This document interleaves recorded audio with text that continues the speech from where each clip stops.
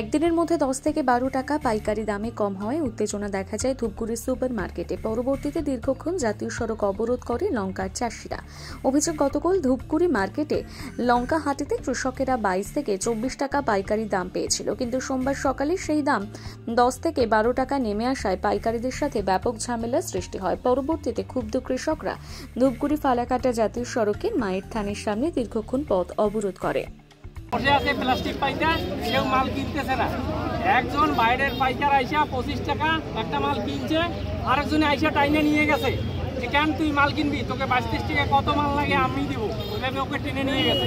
তাই আমরা খেপে গেছি। বাইরেও যেহেতু লঙ্কার চাহিদা আছে, আমরা ওই কালকে যাই যে দামে বিক্রি হয়েছে 25 টাকা ওর কমে, আমরা 25-26 টাকা কমে লঙ্কা বেচবো না।